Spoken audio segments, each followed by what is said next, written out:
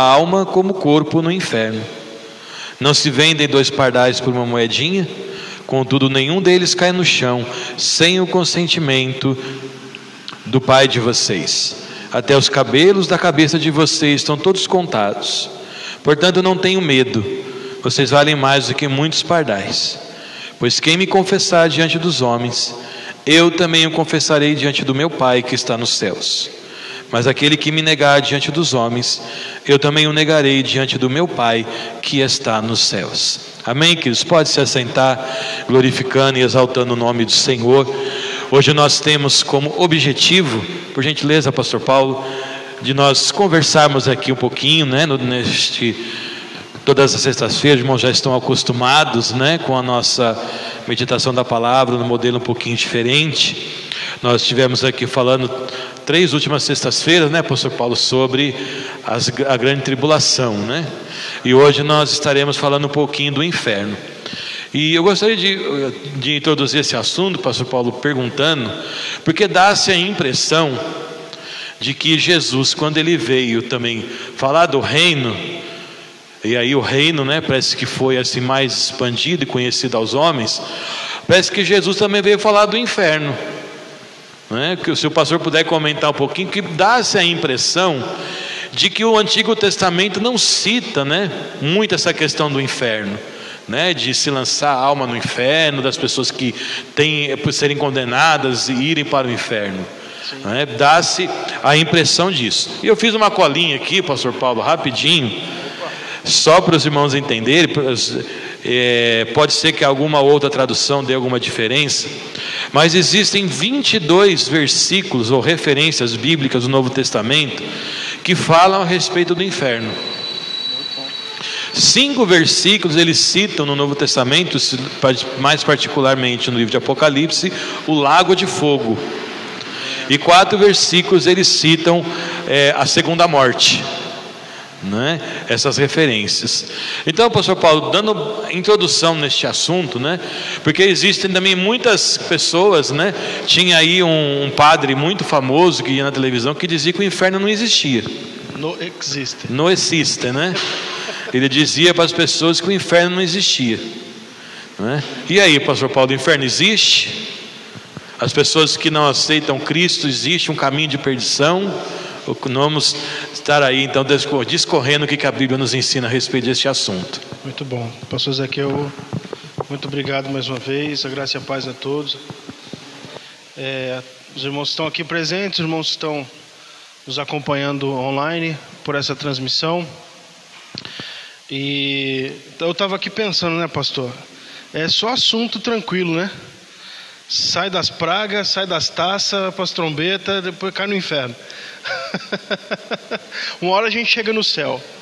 Pode ficar tranquilo, até o final nós chegamos no céu. E muito bom estar aqui com os irmãos novamente, né, estar de volta aqui com vocês nessa sexta-feira, para nós falarmos sobre o inferno. E eu queria, pastor Zaqueu, antes da gente introduzir esse assunto, eu queria fazer um comentário aqui com os irmãos, porque a Bíblia ela é um livro interpretativo. Então, principalmente em assuntos que não estão tão claros na Bíblia, não estão tão fáceis de interpretar, é nosso papel como estudantes, estudiosos e pessoas que procuram aprender o que a palavra de Deus diz. Nosso papel é ler e fazer a interpretação dos textos bíblicos. E quando a gente fala sobre escatologia, sobre mundo espiritual, quando a gente fala sobre vida após morte, eu sempre costumo dizer que nós vamos montar um quebra-cabeças. A gente tem vários textos espalhados na Bíblia, que a gente vai fazendo a montagem desses textos, a montagem dessas peças, para a gente tentar ter uma imagem clara ali. E é por causa dessas peças espalhadas e dessa interpretação que nós precisamos fazer, que existem tantas divergências, que existem interpretações diferentes. Porque se fosse uma coisa tão clara assim, não tinha divergência, todo mundo entendia tranquilamente. E por que eu estou falando isso? Porque quando a gente fala sobre vida pós-morte, eu e o pastor Zaqueu, a gente tem conversado, né, para a gente poder fazer esses estudos. Então, quando a gente vai para casa, ele vai me dar uma carona, quando vem ele passa em casa, me traz para cá. Então a gente vem conversando, a gente vem trocando informação. E quando a gente fala sobre vida pós-morte, eu e o pastor Zaqueu, a gente tem interpretações diferentes, né? A gente tem interpretações diferentes. E como eu disse, a Bíblia é um grande quebra-cabeças. Então a gente vai fazendo a montagem das peças e a gente vai montando para ter uma visão. E por que eu estou falando isso para vocês? Porque a humildade do pastor de vocês, a humildade que ele tem é demonstrada quando ele, mesmo sabendo que a minha interpretação é diferente daquilo que ele pensa, mesmo assim ele fala: não, pastor, vai lá e traz o estudo, vai lá e traz o ensino. E quando eu sou professor de teologia, quando a gente está dando aula no seminário, a gente precisa ter uma responsabilidade. Qual que é a responsabilidade? Quando a gente dá aula e ensina sobre um assunto, é falar assim: gente, tem essa interpretação, tem essa interpretação, tem essa interpretação, é mostrar todas as linhas de interpretação sobre aquele assunto e falar assim: olha, aquela que eu mais acredito é essa aqui. Essa aqui é a linha que eu mais acredito. Então, por exemplo, quando a gente fala sobre pré-tribulacionismo, mid-tribulacionismo, a gente falou isso aqui acho que mês passado. A gente fala assim: olha, existe uma interpretação que diz que a igreja ela vai ser arrebatada antes da tribulação. Existe uma outra linha de interpretação que diz que a igreja vai passar por um período da tribulação para depois ser arrebatada. E existe uma outra interpretação que diz que a igreja vai passar por toda a tribulação e só no final que ela vai ser salva. Mas aqui nós entendemos que a que mais se aproxima do texto bíblico, do conteúdo bíblico, é a de que a igreja vai ser poupada, ela vai ser levada da terra antes de começar a tribulação. Então nossa responsabilidade como ensinadores da palavra é mostrar todas as linhas de interpretação e deixar que a pessoa ela abrace e acredite naquela, né, que ela achar melhor. Então eu queria só fazer esse adendo e dizer para vocês, né, sobre a humildade do pastor Zaqueu, em mesmo sabendo que a gente tem interpretações diferentes a respeito desse assunto, ele nos convidar para vir aqui ministrar esse ensino. E claro, eu vou falar a minha linha, né, dentro da palavra, daquilo que eu acredito, e mostrando os argumentos dos textos bíblicos, né, e o pastor Zaqueu também vai ficar à vontade para, né, falar dentro da palavra aquilo que ele acredita. Como ele disse, o Antigo Testamento ele quase não nos dá alusão para uma vida pós-morte. O Antigo Testamento ele quase não tem menções sobre a vida após a morte, sobre o inferno, principalmente.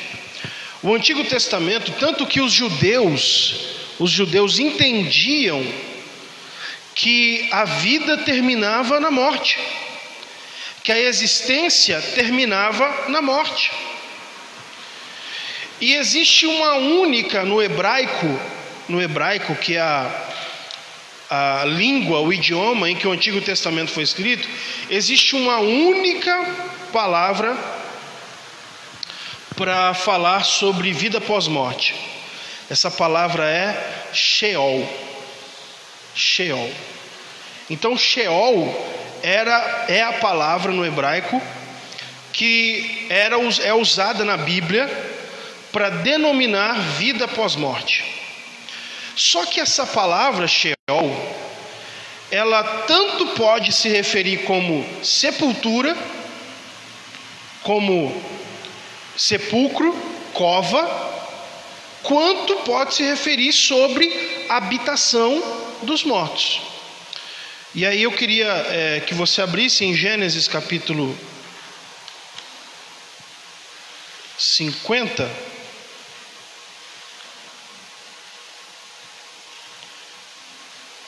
Só para dar um exemplo aqui, Gênesis capítulo 50.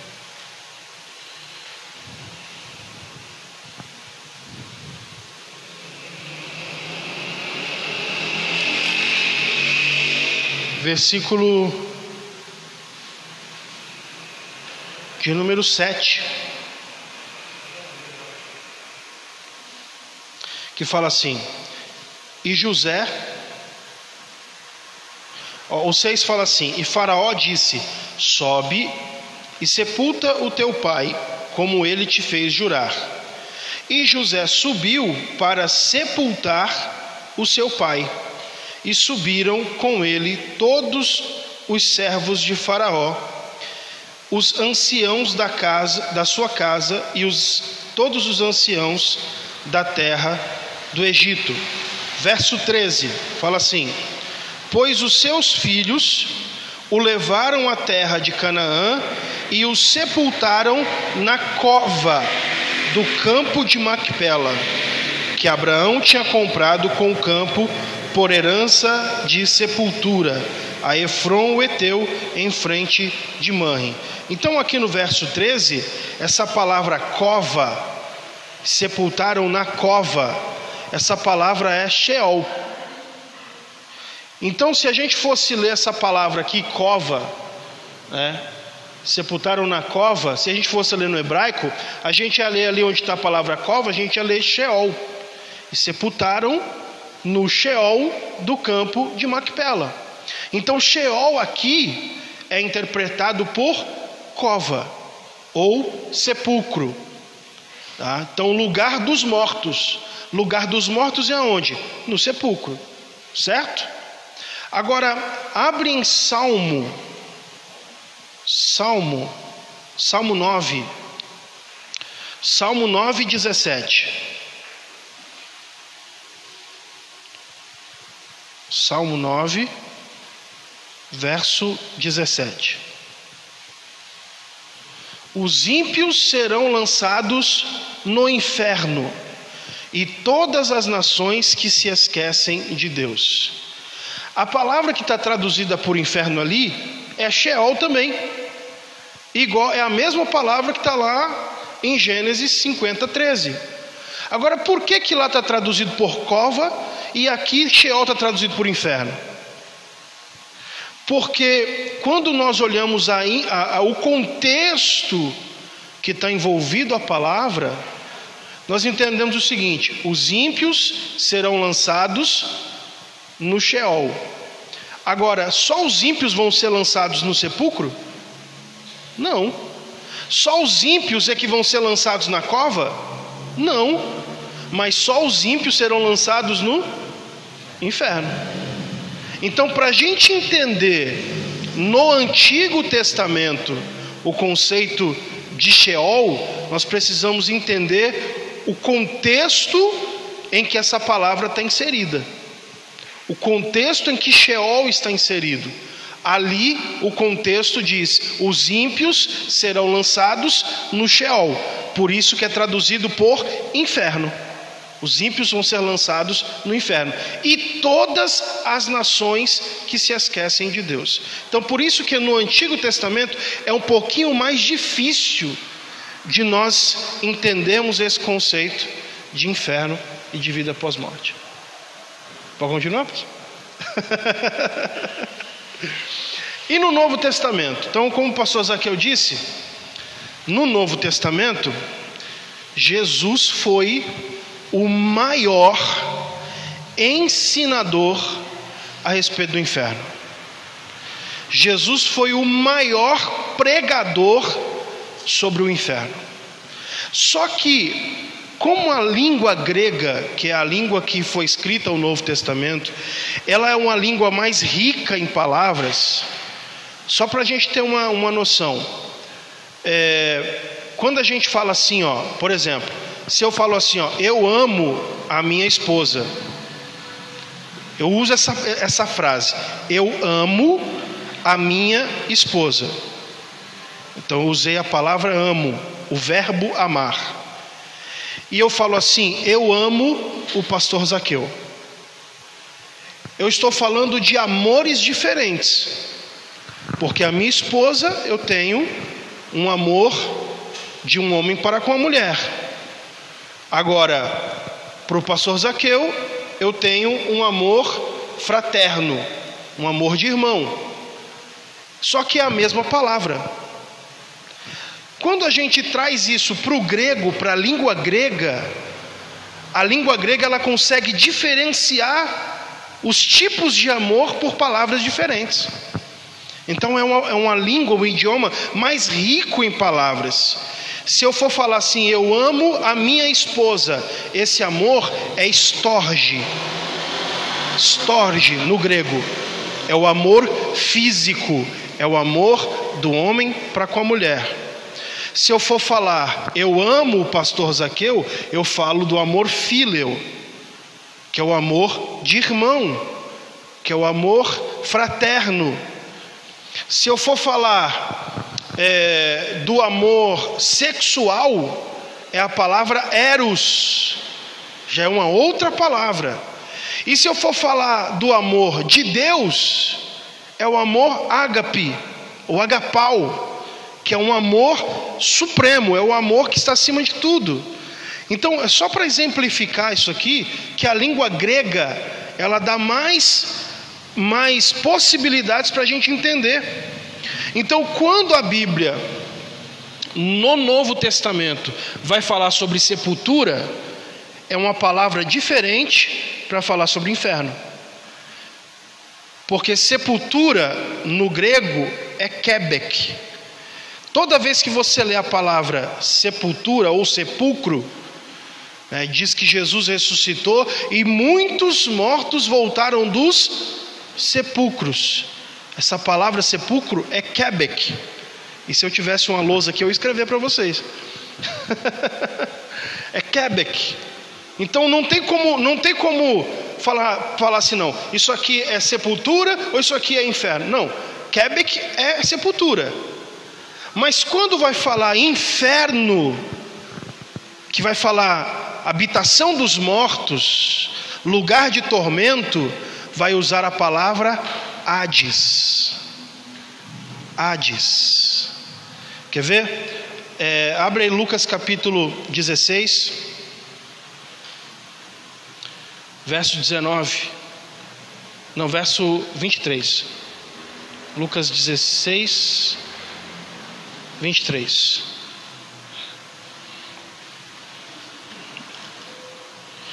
Vamos ver se a cabeça ainda está boa ainda. Isso. Então vamos lá. Lucas 16, a partir do 19, Jesus vai contar uma história. A história do rico e Lázaro. E ele vai falar assim, vamos ler a partir do 19, só para a gente entender o contexto. Ora, havia um homem rico, vestia-se de púrpura e de linho finíssimo e vivia todos os dias regalado esplendidamente. Havia também um certo mendigo chamado Lázaro, que jazia cheio de chagas à porta daquele, e desejava alimentar-se com as migalhas que caíam da mesa do rico. E os próprios cães vinham lamber-lhe as chagas. E aconteceu que o mendigo morreu e foi levado pelos anjos para o seio de Abraão. E morreu também o rico e foi sepultado. Olha que interessante. Foi para o Quebec. Ele morreu e foi para o Quebec. Só que o verso 23 fala, e no inferno. Só que aí essa palavra inferno é Hades. Existem até algumas versões bíblicas, a minha mesmo aqui, ela deixa no original, é Hades aqui. E no Hades, ergueu os olhos, estando em tormentos, e viu ao longe Abraão e Lázaro no seu seio. E clamando disse Abraão, meu pai, tem misericórdia de mim, e manda Lázaro que molhe na água a ponta do seu dedo e me refresque a língua, porque estou atormentado nessa chama. Talvez uma das grandes chaves de interpretação para entender a vida pós-morte é essa história aqui contada por Jesus. E aonde que está o problema? É que algumas pessoas interpretam essa história como uma história fictícia, como uma história que Jesus contou como uma parábola, que era toda parábola ela era uma metáfora. Jesus contava uma parábola. A parábola era uma metáfora para explicar uma verdade. Então, quando Jesus fala assim, havia uma certa mulher que ela tinha 10 dracmas, e uma das dracmas se perdeu. E a mulher foi, varreu a casa, acendeu a lamparina, limpou tudo até que ela achou a dracma. E ela chamou as vizinhas, as amigas e disse, vamos se alegrar porque eu achei a dracma que estava perdida. Aí Jesus vem dar a explicação daquela história. Qual que é a explicação da história? Assim também haverá uma festa no céu por um pecador que se arrepende. Então a parábola, ela é uma metáfora, uma história que é contada para exemplificar uma verdade. Então, quando a gente chega nessa história aqui que Jesus contou, nós temos duas opções. Ou entendemos essa história como uma parábola, entendemos essa história como uma metáfora, uma história que não aconteceu, mas que Jesus contou essa história para explicar uma outra coisa. Ou nós entendemos essa história como uma história verídica. E é nesse ponto aqui, né, pastor Zaqueu, que a gente diverge. Eu só queria comentar alguma coisa? É nesse ponto aqui que a gente diverge. Por quê? Eu entendo que essa história aqui que Jesus contou, ela é uma história verídica, ela é uma história real, e eu vou dar os meus argumentos. Por que essa história aqui que Jesus contou do rico e Lázaro, ela de fato aconteceu? Primeiro motivo, primeiro argumento: em nenhuma outra parábola que Jesus contou, nenhuma outra, Jesus contou, catalogado nos 4 evangelhos, pelo menos 40 histórias, 40 parábolas. Mas em nenhuma outra história, Jesus menciona o nome do personagem. Jesus sempre fala assim, um certo homem, uma certa mulher, um certo senhor. Mas Jesus aqui, ele faz questão de falar um mendigo chamado Lázaro. E aí a minha pergunta é, se essa história não aconteceu, não foi real, por que Jesus ia dar o nome do personagem? Por que Jesus ia falar que o mendigo chamava-se Lázaro? Então Jesus falou que o mendigo chamava Lázaro porque ele chamava Lázaro, porque a história é real. Por isso Jesus faz questão de falar, havia um mendigo chamado Lázaro. Segundo argumento do porquê eu acredito que essa história é uma história verídica. Porque todas as parábolas de Jesus ele conta a história, e quando ele termina de contar a história, ele dá o sentido da história. Ele termina de contar a história, e a mulher foi lá, achou a dracma e falou: vamos se alegrar. Assim também há uma festa no céu por um pecador que se arrepende. Então Jesus, ele conta a história e ele dá a moral da história. Ele explica o que significa aquela história. Só que aqui não. Aqui a história acaba no versículo 31. Põe pra gente aí, Daniel, por favor. 31. Diz assim: porém, olha como é que termina a história. Porém ele lhe disse. Quem que disse? Abraão falou para o rico, que estava lá no inferno: se não ouvem a Moisés e aos profetas, tampouco serão persuadidos, ainda que algum dos mortos ressuscite. Ou seja, a história termina na própria história. Jesus não dá um sentido para a história. Então, a minha interpretação é de que, qual que é a explicação da história, dessa história aqui? Por que Jesus contou essa história? Jesus contou essa história para explicar verdades a respeito da vida após morte. Jesus contou essa história para explicar e para mostrar verdades a respeito do além, a respeito do que acontece com o ser humano quando ele morre, seja ele salvo ou seja ele não salvo. E aí o texto fala muito claramente que havia uma divisão na vida pós-morte. Aqueles que eram salvos iam para um lugar de descanso, chamado seio de Abraão. Mas aqueles que morriam sem salvação iam para um lugar de tormento, para o Hades. E é muito claro aqui Jesus, quando ele fala no versículo 21, e desejava alimentar-se com as migalhas que caíam na mesa do rico. Não, esse aqui não, mais para frente. É o 23 mesmo. 23. E no Hades ergueu os olhos, estando em tormentos. Ele ergueu os olhos no Hades, ele ergueu os olhos, estando em tormentos. E viu ao longe Abraão e Lázaro no seu seio.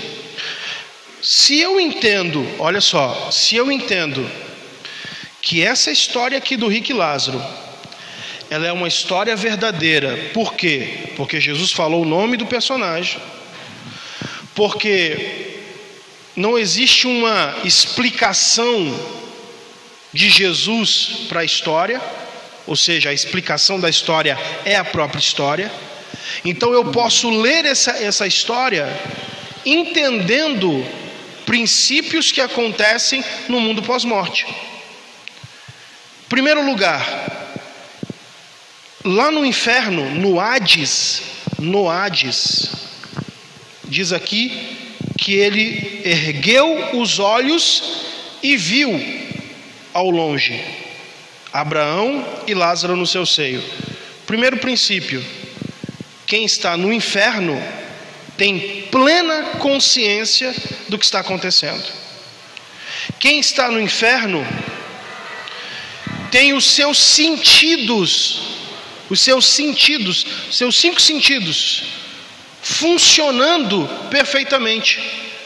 Ele levantou os olhos e ao longe viu Abraão e Lázaro no seu seio. Ele viu. E diz aqui que, estando em tormentos, ele estava sendo atormentado. O que é um tormento, gente? Pensa aí comigo, raciocina comigo. O que é um tormento? O que é um tormento? Tormento, vou explicar para você. Tormento é um sofrimento que não acaba. Tormento é um sofrimento ininterrupto, que não tem interrupção. Estando em tormentos, isso é um tormento. É um sofrimento que não tem interrupção. E aí versículo 24: e clamando disse, clamando disse, ele gritou, visão, a fala funcionando. Ele viu e ele reconheceu Lázaro. Memória, está tudo funcionando. Ele está tendo a consciência de tudo que está acontecendo à sua volta. E disse assim: Abraão, meu pai, tem misericórdia de mim e manda a Lázaro que molhe na água a ponta do dedo e me refresque a língua, porque estou atormentado nessa chama. Ele estava queimando. Ele estava queimando. É por isso que eu digo para você, tanto você que nos assiste, quanto para os irmãos que estão aqui presentes: o inferno é real. O inferno existe. Uma das palavras para definir inferno, como eu falei, na língua grega existem palavras diferentes. É Hades. E nós podemos definir Hades como o quê? Hades dentro da teologia é chamado por lugar temporário dos mortos. Lugar temporário dos mortos. Por quê? Porque existe uma outra palavra que também é usada para definir inferno, que também foi muito usada por Jesus, que é a chamada de Geena. Geena.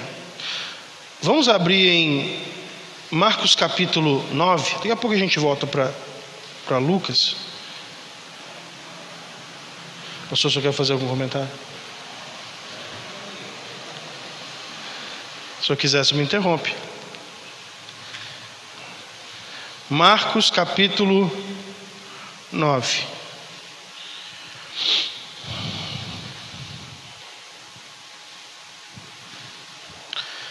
Versículo 43. Diz assim: e se a tua mão te escandalizar, corta.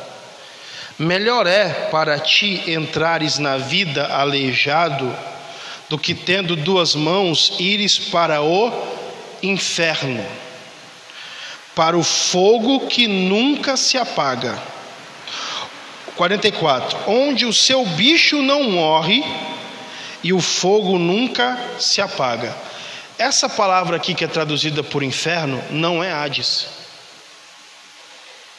é Geena. E o que é Geena, pastor? Que diferença é essa? Hades, Geena, e tudo é inferno. Sabe o que é Geena? Lago de fogo. Lago de fogo, aonde o fogo não se apaga e nem o bicho morre. Então, Hades é a habitação temporária dos mortos. É o lugar de sofrimento, aonde as pessoas que morrem sem Deus, sem salvação, vão. E haverá um dia, Apocalipse, capítulo 20,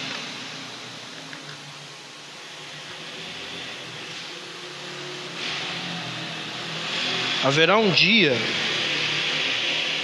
que as pessoas que estão no Hades, elas vão sair de lá. Apocalipse capítulo 20, verso de número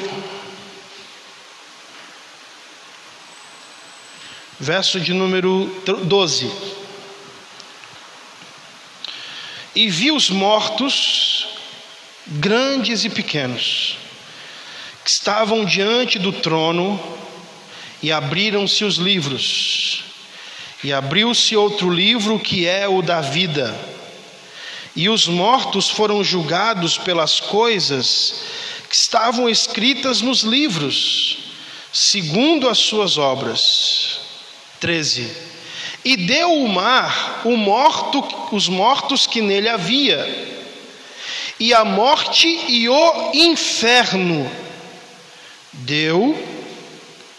deram os mortos que neles havia, e foram julgados segundo as suas obras.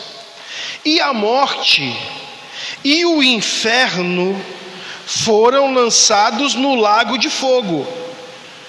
Esta é a segunda morte. Haverá um dia que as pessoas que estão no inferno, no Hades, elas ressuscitarão. Para quê? Para serem julgadas no juízo final. Por isso que diz aqui que o mar e o inferno deu os mortos que havia neles, e foram julgados segundo as suas obras, e eles foram lançados no Geena. O Hades foi lançado no Geena, no lago de fogo, aonde o bicho não morre, nem o fogo se apaga. Aquilo que Jesus falou lá que nós lemos em Marcos 9. Diz aqui, e essa é a segunda morte. Por quê?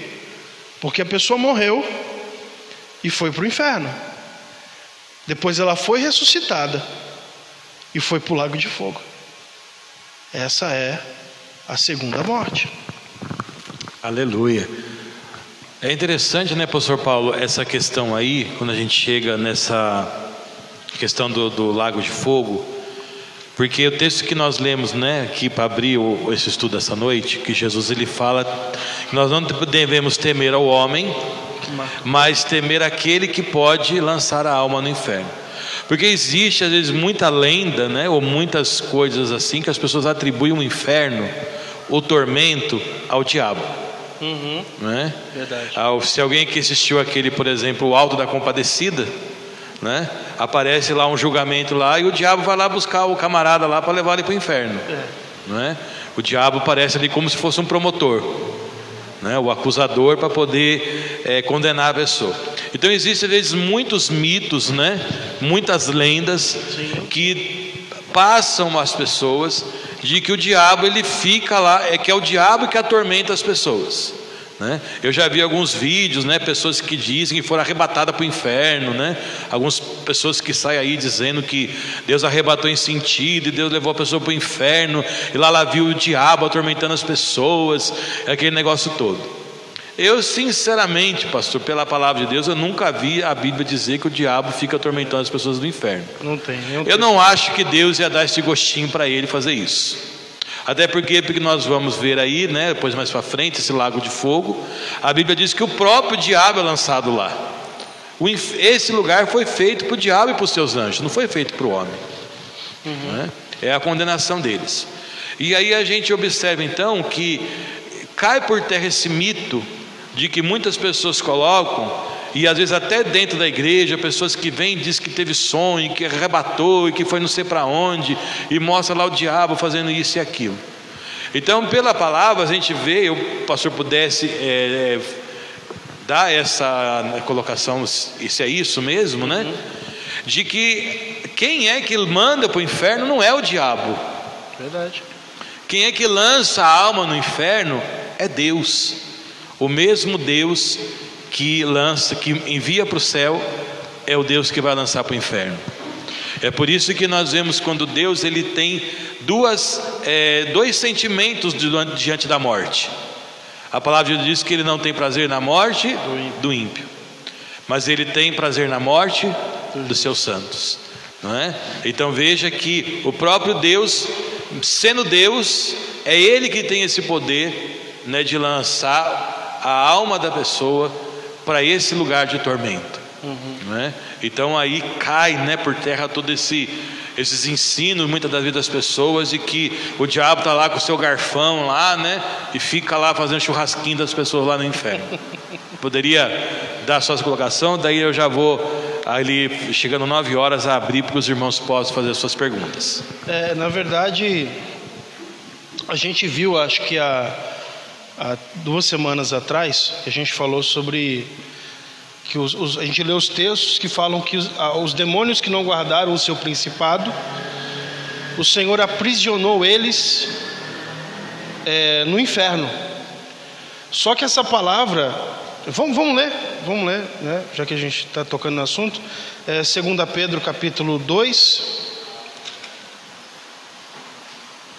vamos lá, 2 Pedro 2:4. A gente leu esse texto aqui quando a gente foi falar sobre os gafanhotos que saíram do abismo, né? Mas cabe no que a gente vai dizer, ó. Porque se Deus não poupou aos anjos que pecaram, mas havendo-os lançados no inferno, os entregou às cadeias da escuridão, ficando reservados para o juízo. Olha só mais uma coisa interessante. A palavra que é traduzida para inferno aqui não é Hades e nem Geena. A palavra que é traduzida por inferno ali nem é Hades nem Geena. A gente já viu que Hades é lá onde o rico estava. A gente já viu que Geena é o lago de fogo. Mas que palavra é essa aí? Essa palavra aí no grego é Tártaros. Tártaros. E Tártaros é a mesma palavra correspondente para abismo. Para abismo. Quando a gente volta lá para a história, vê que é um quebra-cabeça que a gente vai montando. Quando a gente volta lá para a história do rico e Lázaro, então grava isso aqui, porque se Deus não poupou os anjos que pecaram, mas havendo-os lançados no inferno, os entregou às cadeias da escuridão, ficando reservados para o juízo. Quando a gente volta lá para Lucas 16,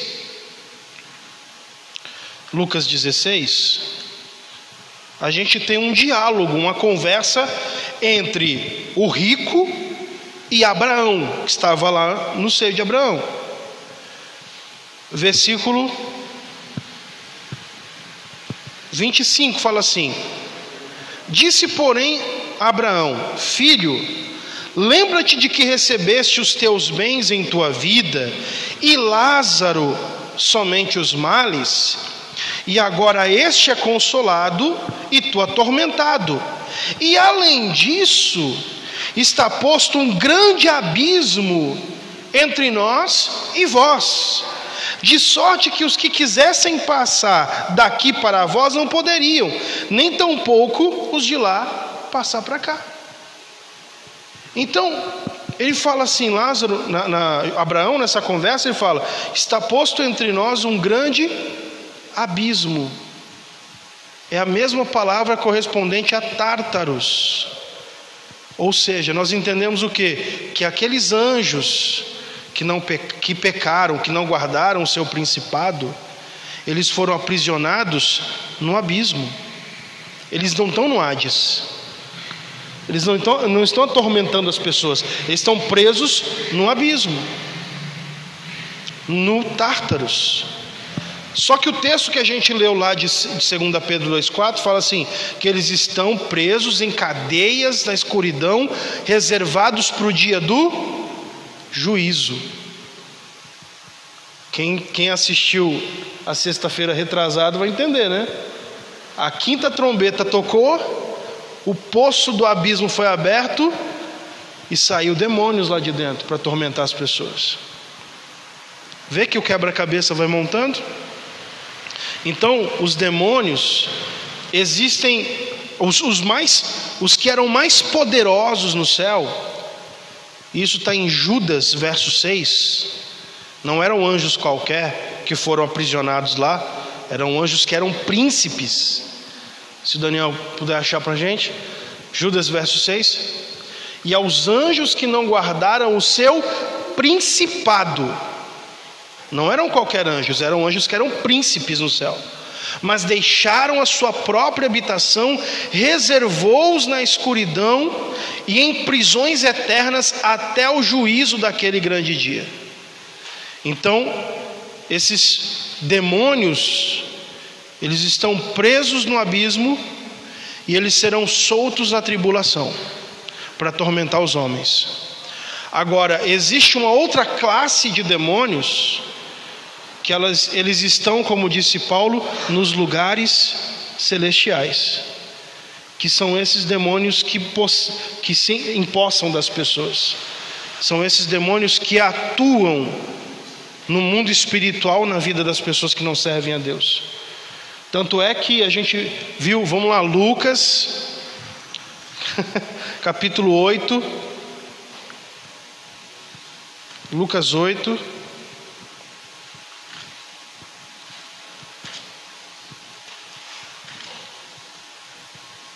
verso 30.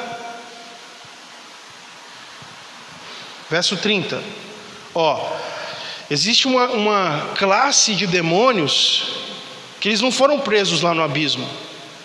Eles estão por aí atormentando as pessoas. São demônios que Paulo disse assim: nossa luta não é contra carne e sangue, mas contra principados, potestades, o príncipe das trevas desse século e as hostes espirituais da maldade nos lugares celestiais. São aqueles que estão por aí vagando, demônios que estão aí atuando na vida das pessoas. E perguntou-lhe Jesus dizendo: qual é o teu nome? E ele disse: Legião, porque tinham entrado nele muitos demônios. Olha o 31, o que fala? Ó. E rogavam-lhe que os não mandasse para o abismo. Senhor, não manda a gente para lá não. Está aí o texto. O Senhor não manda a gente para o abismo não. Nem os demônios querem ir para o abismo, porque lá no abismo estão os terríveis presos lá dentro lá. Só que aí, 32. E andava ali pastando no monte uma vara de muitos porcos, e rogaram-lhe que lhes concedesse entrar neles, e concedeu-lhe. Ou seja, são demônios que estão vagando. É por isso que Jesus falou, eu acho que é Mateus capítulo 12, eu não vou lembrar o versículo agora de cabeça. Jesus falou assim: se o espírito imundo sai da vida de uma pessoa e ele anda por lugares desertos, e ele anda vagando, e se ele volta, ele acha a casa vazia e adornada, ele fala: vou voltar para cá. E ele traz com ele mais 7 espíritos piores do que ele. São demônios que andam vagando, agindo na vida das pessoas. O que Jesus estava falando? De uma pessoa que ela foi liberta, o demônio saiu da vida dela. Quando você expulsa o demônio de alguém, o demônio sai. Só que se a pessoa não fizer uma aliança com Cristo, se ela não aceitar Jesus como Salvador, ou se ela aceitar Jesus como Salvador por um tempo e depois ela se desviar, ou seja, o Espírito Santo saiu da vida dela e ela abriu brecha para quê? Para o diabo voltar, para aquele demônio voltar. E se ele volta e acha a casa vazia, limpa, varrida, adornada, ele fala: vou voltar. E ele traz com ele mais 7 espíritos piores. E aí fala: e o segundo estágio daquela pessoa é pior do que o primeiro. As segundas atitudes daquela pessoa são piores do que o primeiro. Por isso que é tão importante e tão crucial permanecer Aleluia. na presença de Deus. Amém, queridos? Por que a gente pegou os irmãos que estão nos acompanhando todas as sextas-feiras? A gente já não falou, porque assim, na cronologia da escatologia, assim que acabam as taças, Jesus volta, e a gente acabou, vamos dizer assim, introduzindo aqui no meio a questão do inferno.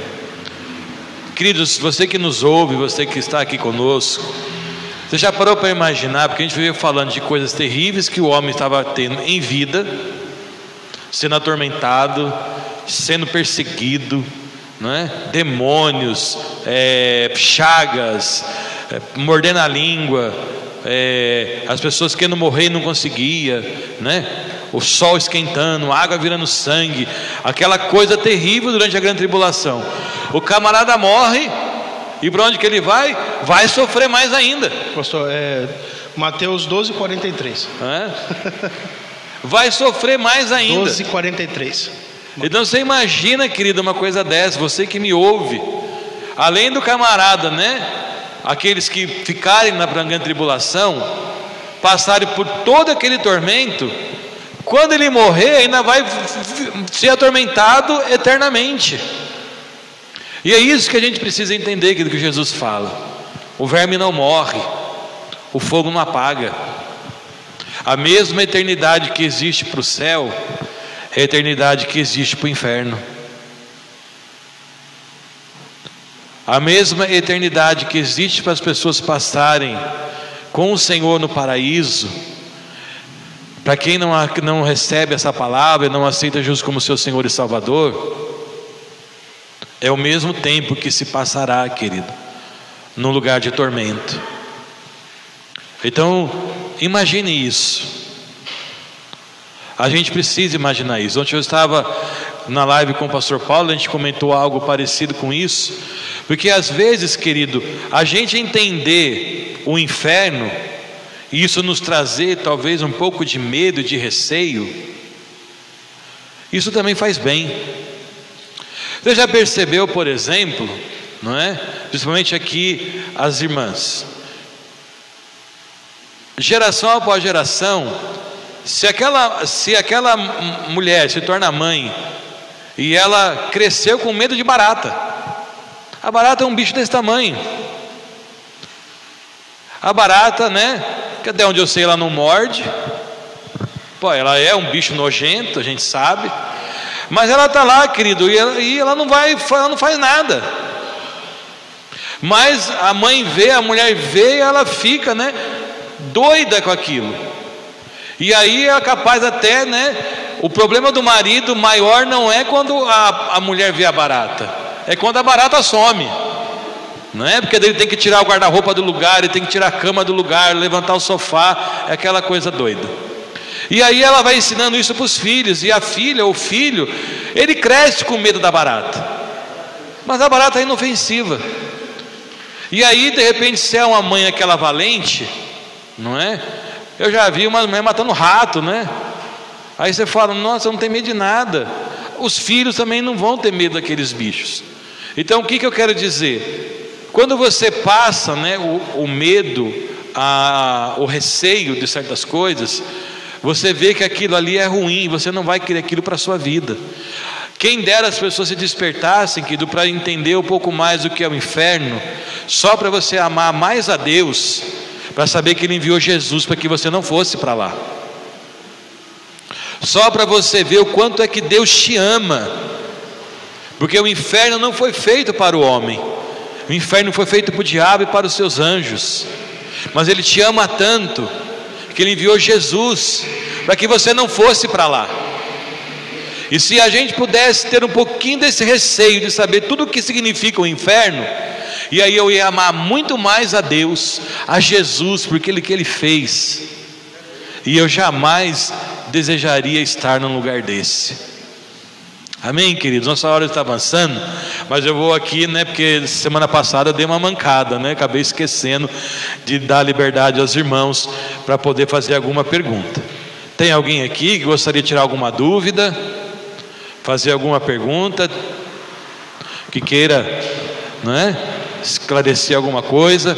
rapidinho, tá bom, queridos? Para que a gente não possa estender muito o nosso horário. Nós temos um arminiano e um calvino aí em cima, então? Será? Não tanto, né? Pastor Paulo, a respeito de quem serve ao Senhor e morre, e quem não serve e tem um inferno nessa situação. Eu não lembro qual versículo que fala, que diz que quem aceita Jesus e morre, ele descansa no paraíso, né? Que é um lugar calmo, tranquilo, ele está descansando, esperando o arrebatamento da igreja. E aqueles que não servem ao Senhor Jesus, tem o Hades, né? Que é o inferno. Esse inferno, então, ilustrando dentro da palavra do Senhor, é um local onde a pessoa permanece acordada. E eu acredito, quem acha não tem certeza que fala, mas eu acredito que essa pessoa que está no Hades, ela fica dia e noite sendo tormentado pela sua consciência. Como o pastor falou, é verdade, não é o diabo que fica ali espetando a pessoa. Eu acredito que ele é tormentado pela sua consciência, de ver toda aquela situação que ele teve, as oportunidades de não estar ali. Porque o que mais mata uma pessoa é a consciência dolorida, é a acusação da consciência. Puxa vida, eu não precisava ter feito isso, eu tive a oportunidade, eu não fiz isso e eu tive a oportunidade. Então eu acredito que e muitos pregam que o inferno ainda não foi inaugurado. Eu não acredito nisso. Eu acredito que dentro das palavras que o Senhor traz para nós hoje, já foi inaugurado, estão lá as pessoas que não servem. O que não foi inaugurado ainda é o lago, né? Que aí é o final do final, né? Mas eu acredito que essa tormenta do inferno é a própria consciência da pessoa, e vendo aonde eles poderiam estar, né? Essa é um entendimento que eu tive, né? E vale relembrar, né? Quem ainda não aceitou Jesus, né? Não vale a pena ir para esse lugar aí, ficar sendo atormentado pela consciência. Se eu estiver errado, o senhor me corrige. Isso é algo tão verdade que a gente vê que o rico, na história de Jesus, ele tinha lembrança da sua casa. Ele falou assim: Abraão, manda que Lázaro vá alertar os meus irmãos, para que eles também não venham parar nesse lugar de tormento. Então, quem está no inferno tem memória, consciência, e com certeza a sua consciência o acusando. Aleluia. Mais alguém, queridos, quer também fazer mais uma pergunta? Aleluia. Irmão Paulo, só para tirar uma dúvida, né? Assim, esses que morrem sem salvação, né? Que nem o irmão ali estava falando, eles morrem, já vão direto para o inferno, né? Conhece lá o inferno, fica lá. Mesmo assim, a gente, né, ouvindo falar como ninguém quer conhecer, né? Meu Deus. Mas aí ficam lá até o fim, acabar tudo, e depois eles vão ser julgados, saem de lá, e eles vão saber que mesmo sendo julgados, eles sabem que eles não têm mais chance, e vão para o mar lá do... Lago de Fogo. Lago de Fogo? Exatamente. Exatamente. Eles não tem mais. Estão no inferno, o Hades, o lugar temporário dos mortos, um lugar de tormento. Serão ressuscitados no juízo final, apenas para ouvir a sentença. É por isso que lá no juízo final vai falar que serão abertos livros, e as pessoas, os mortos, serão julgados pelas coisas que estão escritas nos livros. Eles serão julgados pelas atitudes deles. E aí a gente ia ter que fazer um outro estudo para falar sobre o juízo final. Que livros são esses?